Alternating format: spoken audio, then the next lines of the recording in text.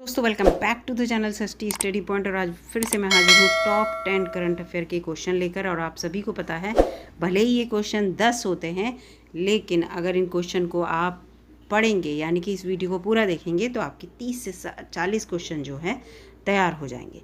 आज मैं क्वेश्चन और उसका डायरेक्ट आंसर लेके आई हूँ। MCQ टाइप नहीं है कि 4 ऑप्शन में से एक सेलेक्ट करना हो। तो हाँ, यहाँ पर हम क्वेश्चन रीड करेंगे और उसका आंसर साथ में देखते चलेंगे। तो चलिए दोस्तों, वीडियो अच्छी लग रही तो लाइक कीजिएगा, चैनल पर नए हो तो सब्सक्राइब कीजिएगा। देखिए, पहला क्वेश्चन यहाँ पर आपको दिख रहा है, तुषार मेहता को भारत के किस पद पर फिर से नियुक्त कर दिया गया है, यानी कि किस पद पर वो थे और उन्हें फिर से उसी पद पर दोबारा नियुक्त किया गया है। तो इनके बारे में पूरा लिखा हुआ है यहाँ पे। 1 मिनट दोस्तों, मैं जो है पेन का कलर चेंज कर लूँ ज़रा। ये देखिए यहाँ पर, चलिए यहाँ पर देखिए, ये तुषार मेहता को भारत सरकार के सॉलिसिटर जनरल के रूप में, सॉलिसिटर जनरल की बात हो रही है, के रूप में फिर से नियुक्त किया गया है। और कैबिनेट की नियुक्ति समिति ने इसकी मंजूरी भी दे दी है।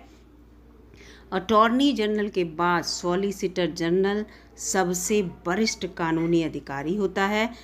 कैबिनेट की नियुक्ति समिति ने 3 साल की अवधि के लिए सुप्रीम कोर्ट के सॉलिसिटर जनरल के पद पर 6 और कानूनी पेशेवरों की पुनर्नियुक्ति को भी मंजूरी दे दी है। ठीक है, इनके पद पर 6 और कानूनी पेशेवरों की पुनर्नियुक्ति पे मंजूरी भी मिली है। इसके साथ अगले क्वेश्चन पे आते हैं कि राष्ट्रीय उपभोक्ता विवाद निवारण आयोग, ठीक है, राष्ट्रीय उपभोक्ता विवाद निवारण आयोग की अध्यक्ष किसे नियुक्त किया गया है?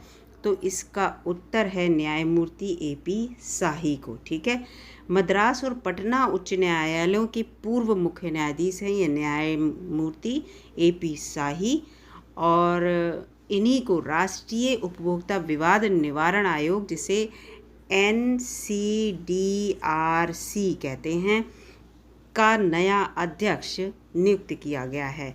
NCDRC के प्रमुख के रूप में जस्टिस शाही का कार्यकाल 4 साल का होगा।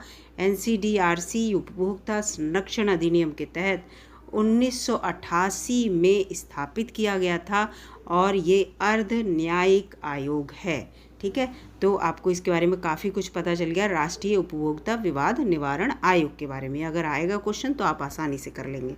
अगला है, भारतीय रिजर्व बैंक ने किसे नया कार्यकारी निदेशक नियुक्त किया है? ये इंपॉर्टेंट क्वेश्चन है, तो इसका उत्तर है P वासुदेवन को।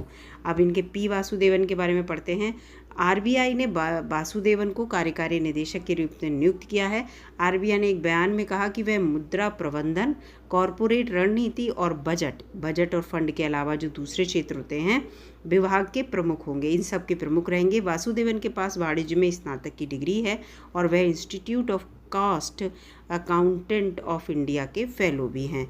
तो ये इनके लिए कार्यकारी निदेशक नियुक्त किया गया है वासुदेवन जी को। अगला चौथा क्वेश्चन है, NCC ने कैडेट, जो NCC के कैडेट होते हैं, आप लोगों ने जब ग्रेजुएशन वगैरह में आए होंगे तो NCC जिन बच्चों ने ली रखी होगी उन्हें पता होगा।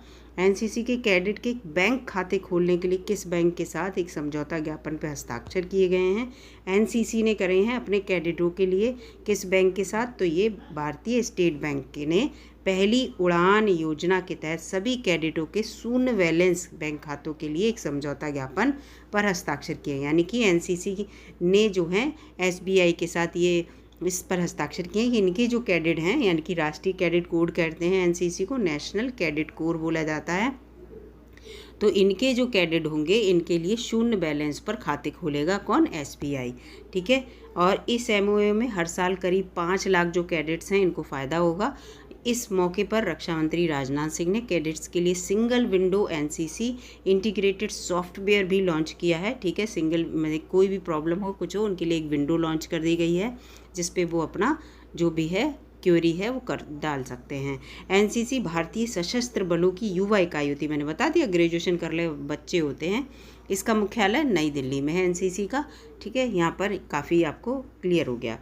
FIH के बारे में, इंटरनेशनल हॉकी फेडरेशन की जो इसकी प्रो लीग जो हुई है उस सीज़न का चैम्पियन कौन है? 22-23 का जो प्रो लीग हुई है इसके चैम्पियन के बारे में बात की जा रही है। तो नीदरलैंड जो है पुरुष टीम के जो FIH का आप फुल फॉर्म मैंने बताई थी, इंटरनेशनल हॉकी फेडरेशन, के जो प्रो लीग है 22-23 सीजन की चैंपियन बनी है नीदरलैंड, क्योंकि उन्होंने सीजन 4 का अपना अभियान 35 अंकों के साथ समाप्त किया था। भारतीय पुरुष हॉकी टीम प्रो लीग 22-23 में 16 मैचों में 30 अंकों के साथ चौथे स्थान पर आई। 35 नंबर मिले नीदरलैंड को तो नंबर 1 पे रही। इंडिया को 30 मिले तो चौथे स्थान पर। भारत के कप्तान जो हरमनप्रीत सिंह हैं, ठीक है, हरमनप्रीत कौर मत सोचिएगा, क्रिकेटर नहीं, महिला, हरमनप्रीत सिंह ये FIH प्रो लीग 2022-23 में 18 गोल के साथ शीर्ष स्थान पर रहे। सबसे ज़्यादा इन्हीं ने गोल किए। यूबीनास ज्वालामुखी किस देश में स्थित है जिसके कारण वहाँ पर आपातकाल घोषित किया गया है? तो ये पेरू में है। पेरू में है यूबीनास ज्वालामुखी। फटने के कारण ज्वालामुखी के आसपास के इलाकों में 60 दिनों के लिए आपातकाल की घोषणा की गई है।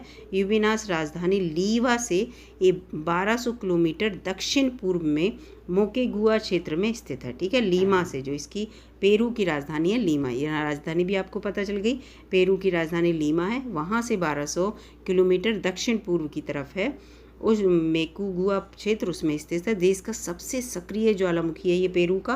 पेरू दक्षिण अमेरिका का एक देश है, ठीक है, साउथ अमेरिका का एक देश है पेरू।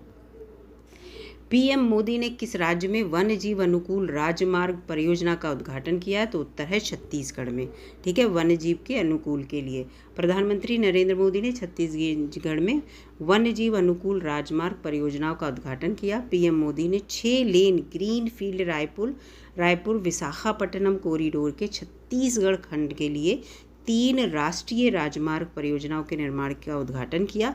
ये परियोजना उदंती वन्यजीव अभ्यारण्य क्षेत्र से होकर गुजरेगी। उदंती वन्यजीव अभ्यारण्य क्षेत्र है, वहाँ से होकर ये गुजरेगी। अगला 8वां क्वेश्चन है, भारत ने निर्वाचन निगम के लिए किस देश के साथ समझौता ज्ञापन पर हस्ताक्षर किए हैं? तो पनामा के साथ निर्वाचन निगम के लिए। भारत का जो चुनाव आयोग है उसने और पनामा के चुनावी न्यायाधिकरण ET ने चुनाव प्रबंधन और प्रशासन के क्षेत्र में सहयोग के लिए एक संस्थागत ढांचा स्थापित करने के लिए पनामा सिटी में एक समझौता ज्ञापन पर हस्ताक्षर किए हैं। भारत का चुनाव आयोग और पनामा का चुनावी न्यायाधिकरण विश्व चुनाव निकाय के संघ का सदस्य है, ठीक है। भारत का जो चुनाव आयोग है और पनामा का जो चुनाव आयोग, समझ लीजिए ये चुनावी न्यायाधिकरण है जो विश्व चुनावी निकाय है पूरा, उसका एक सदस्य है। पनामा मध्य अमेरिका में स्थित एक देश है, इसकी राजधानी पनामा सिटी है, ठीक है। पनामा नहर आपने देखी होगी, नक्शे में देखिएगा, वहीं पे पनामा सिटी है, उसी के बारे में यहाँ पर बात हो रही है। मध्य अमेरिका क्यों कहा गया है? उत्तरी अमेरिका और यहाँ पर जो दक्षिणी अमेरिका है इसके बीच में यहाँ पर पनामा है, यहाँ पे पनामा नहर है, इसलिए यहाँ पर बोला जा रहा है इसको। अगला क्वेश्चन है, भारतीय बास्केटबॉल महासंघ का अध्यक्ष किसे नियुक्त किया गया? इंपॉर्टेंट क्वेश्चन है। तो आधव अर्जुन को नियुक्त किया गया है। तमिलनाडु बास्केटबॉल एसोसिएशन के अध्यक्ष हैं आधव अर्जुन। इनको बास्केटबॉल फेडरेशन ऑफ इंडिया का, ये तमिलनाडु के थे अब तक, अध्यक्ष चुना गया है। आधव ने 39 में से 38 वोट, यानी कि 39 में से 38 वोट तो मौजूदा अध्यक्ष के गोविंदराज को हराया। मतलब 39 में से 38 वोट, एक वोट इन्हें नहीं मिला, बस 38 वोट इन्हीं को मिले। किसे? आधव, ये जो नाम है आधव अर्जुन जी को, और गोविंदराज को एक वोट मिला होगा, तो इन्होंने 38 वोट इन्हें मिले, इसलिए इन्होंने गोविंदराज को हरा दिया।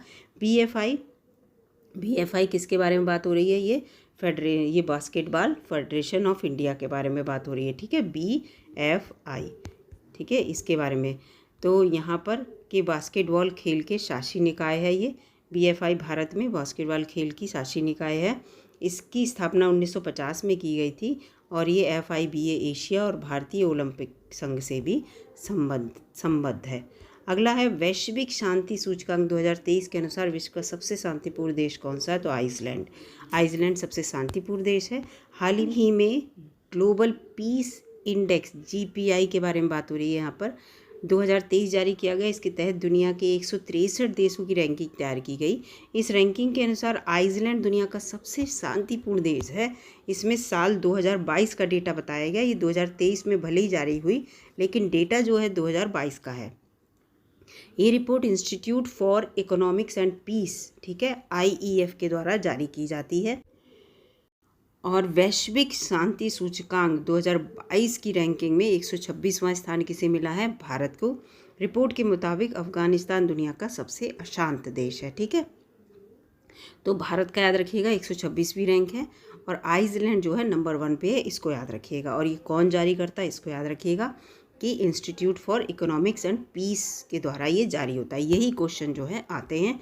तो मैंने आपको यहाँ पर पूरे 10 क्वेश्चन आज के टॉप 10 के अंतर्गत कराए हैं और आप खुद देखिएगा कितने इंपॉर्टेंट क्वेश्चन हैं ये। और अगर वीडियो आपको अच्छी लगी दोस्तों और इस टाइप की वीडियो अच्छी लग रही है तो लाइक कीजिएगा, चैनल पर नए हो तो सब्सक्राइब कीजिएगा। धन्यवाद दोस्तों।